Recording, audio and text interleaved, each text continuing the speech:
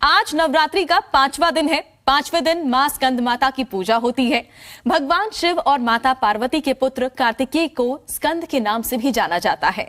भगवान स्कंद को माता पार्वती ने प्रशिक्षित किया था और इसलिए मां दुर्गा के 5वें स्वरूप को स्कंद माता कहा जाता है। मां स्कंद माता की कैसे करें पूजा, क्या है पूजा का विधि विधान, जानते हैं ज्योतिषाचार्य वाई राखी जी से। राखी जी, आपका बहुत बहुत स्वागत है। नमस्कार, जय माता दी।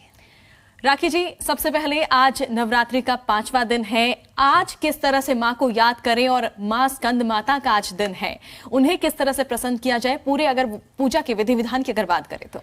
पूजा की विधि विधान बिल्कुल वैसे ही रहेगा जैसे पिछले 4 दिन से रह रहा था। सुबह उठिए, स्वच्छ कपड़े पहनिए, आज गुलाबी कपड़े पहनिए और गंगा जल घर में छिड़किए, माँ के सामने जोत जलाइए, नई नई मिठाइयाँ भोग लगाइए, माँ को फल भोग लगाइए और माँ के समक्ष जो है घर का जो भी खाना बना, सात्विक भोजन वो रखिए। जो पाठ आप करते हैं उस तरह से कीजिए।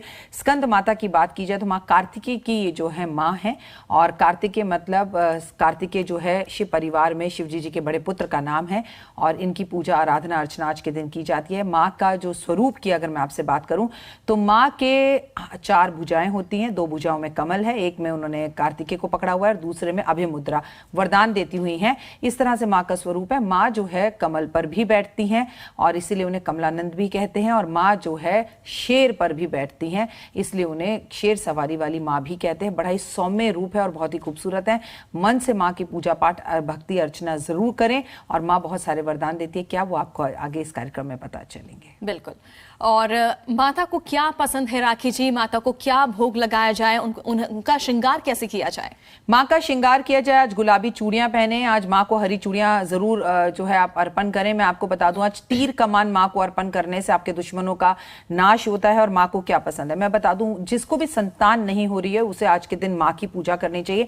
लेकिन ऐसा नहीं है आपको संतान हो गई, आपके बच्चे पढ़ लिख चुके हैं, डॉक्टर बन चुके हैं, तो भी आपको माँ की पूजा करनी चाहिए। जो लोग आज के दिन माँ की पूजा करते हैं उनके बच्चों का जो है बहुत कल्याण होता है और जिन संतानों को संतान प्राप्ति होती है।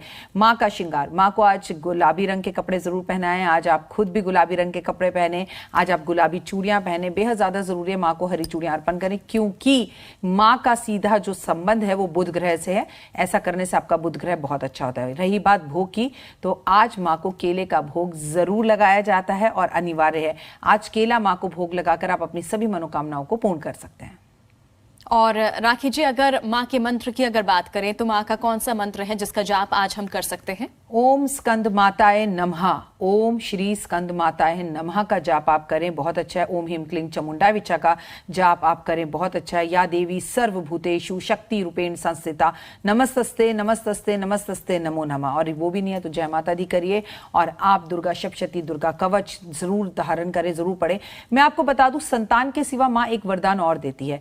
कहते हैं अगर आप कोई किताब लिख रहे हैं, अगर आप पीएचडी कर रहे हैं, अगर आपके घर में कोई ऐसा है जो मंद बुद्धि है, कोई ऐसा है जो चीजों को रखकर भूल जाता है, कोई ऐसा है जिसे बार बार बोलने में अटकनपन होता है, तो माँ बुद्धि देती है। अगर आप कोई भी कहते हैं ग्रंथ लिखते हैं, कोई पुराण लिखते हैं, तो सबसे पहले हमें जिस देवी की पूजा करनी होती है वो स्कंद माता है, क्योंकि माँ ने, स्कंद ने ही कार्तिकेय जी को शिक्षा दी थी। तो जिन्हें शिक्षा चाहिए, जिन्हें अपने जीवन में पढ़ाई चाहिए और उस क्षेत्र में आगे बढ़ना है, तो उन्हें स्कंद माता की पूजा जरूर करनी चाहिए। बिल्कुल। तो यानी अगर आज के दिन की महत्व की बात करें तो आज का दिन का महत्व काफी ज्यादा है। आज के दिन का महत्व सभी ग्रहों के अंदर अगर आप देखा जाए, सभी पूरे के पूरे नवरात्रों में आज पंचमी तिथि भी है, संडे का दिन भी है। सूर्य देवता हमारे ग्रहों में हमारी आत्मा होते हैं। आज के दिन को सोने में बिल्कुल बर्बाद ना करें।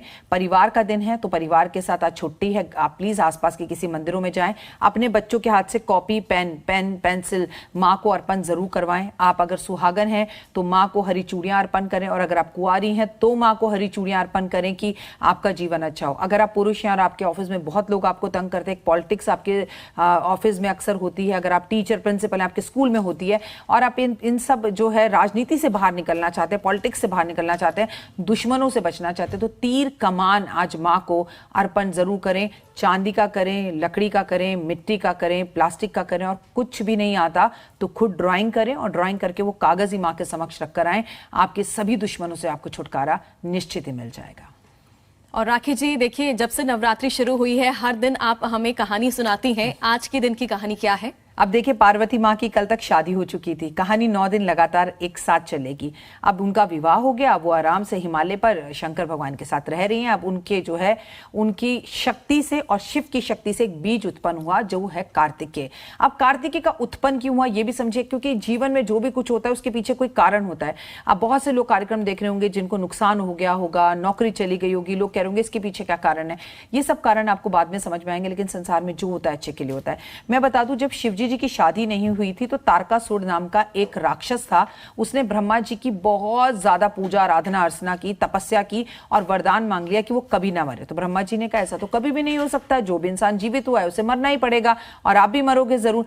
तो उन्होंने बोला, उसने तारकासुर ने सोचा शिव जी तो कभी शादी करेंगे नहीं, तो चलो मैं शिव जी के पुत्र के द्वारा मरूं ऐसी कामना कर लेता हूं। तो ब्रह्मा जी ने कहा तदास्तु। अब शिव ने तो शादी नहीं की, लेकिन इस बीच में बहुत ज्यादा तपस्या हजारों वर्ष करके मां पार्वती ने शिव को मनाया, उन्हें पाया, शादी की, हिमालय गई और उनके पुत्र हुआ। मैं बता दूं, कार्तिकेय का जन्म जो है तारकासुर को मारने के लिए हुआ और सभी देवी देवताओं ने अस्त्र शस्त्र दिए, स्वयं उनकी मां ने उन्हें विद्या प्रदान करी और उसके बाद उन्होंने तारकासुर का वध किया। तो आज की इस कहानी में तारकासुर का वध हुआ। इस कहानी को सुनने से आपको बहुत पुण्य प्राप्त होता है, आपके दुश्मन स्वतः आपको छोड़कर चले जाते हैं और इस कहानी को सुनने से आपको बहुत सारे कष्टों और तकलीफों से आप बचते हैं। ये कोई छोटी मोटी कहानी नहीं है। तारकासुर का वध कार्तिकेय जी ने यानी कि शिव के पुत्र ने आज के दिन ही किया था। बिल्कुल।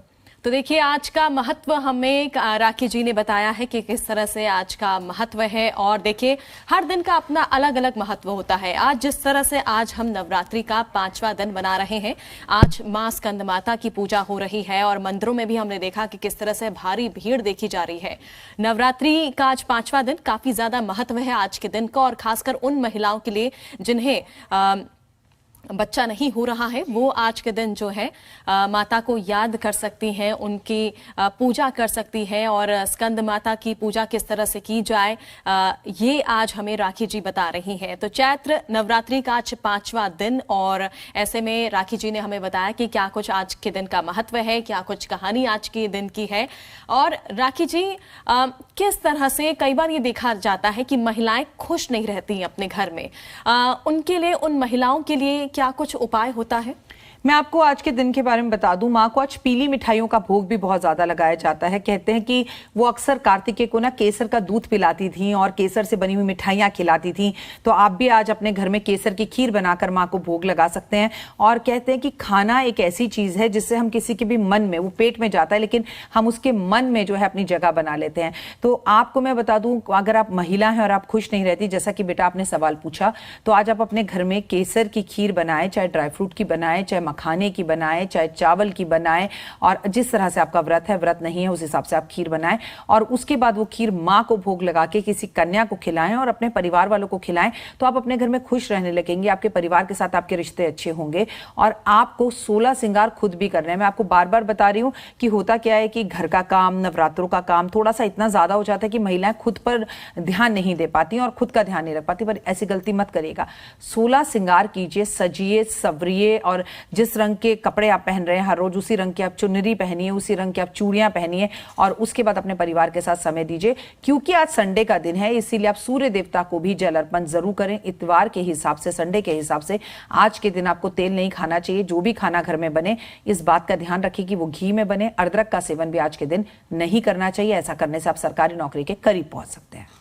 चलिए, और राखी जी, तमाम ये जो उपाय आप बता रही हैं, ये करने के बावजूद भी अगर लोग अच्छे से रहे ना, अगर उनका बर्ताव अच्छा ना हो, वो अपने परिवार वालों के साथ प्यार से ना रहे, तो ये क्या ये सब उपाय करने का कोई फायदा होगा?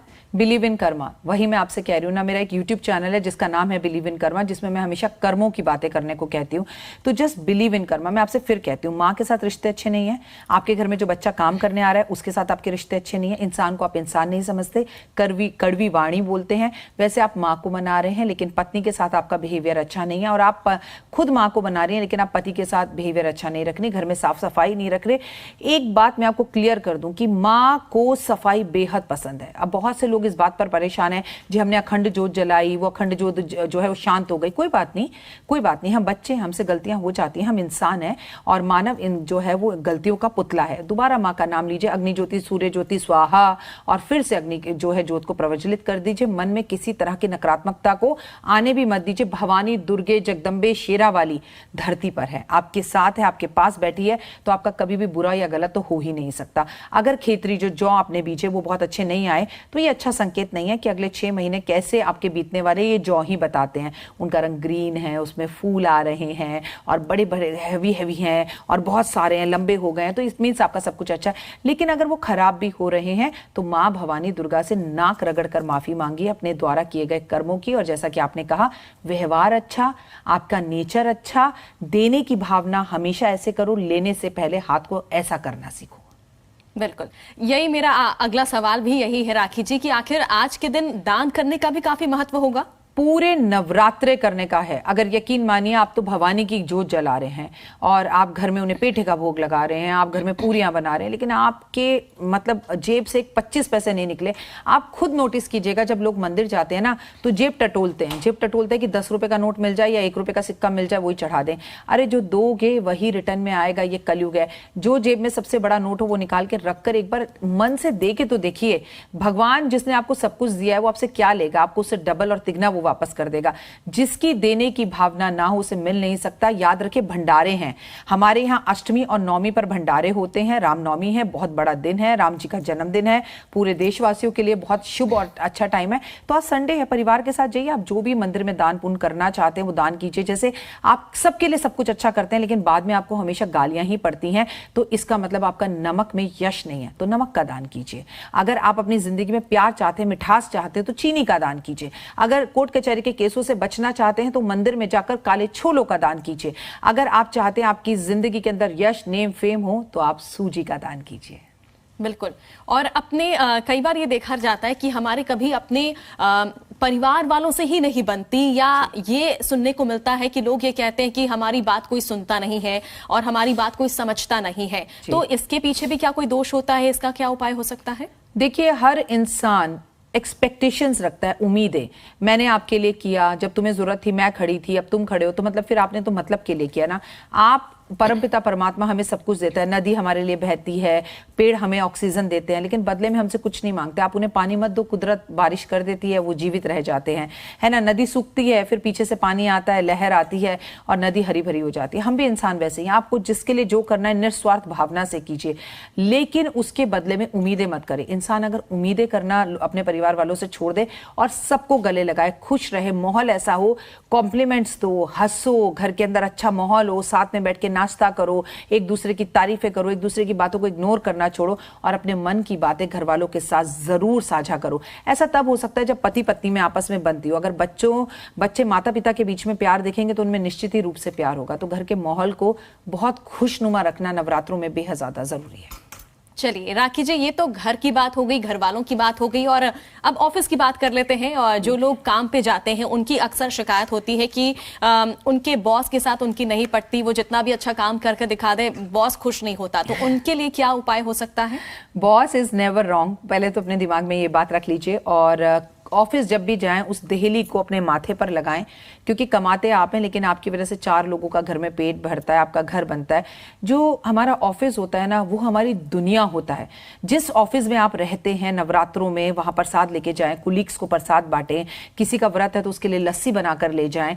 एक बात हमेशा याद रखिए, जब आप अपने ऑफिस में बैठकर ये कहने लगते हैं अरे बेकार जगह है, ये संस्था अच्छी नहीं है, यहाँ काम करना बेकार है, यहाँ बकवास है, जिस जगह पर बैठकर, जिस थाली में जब आप छेद करते हैं, आप जीवन में कभी तरक्की नहीं पा सकते।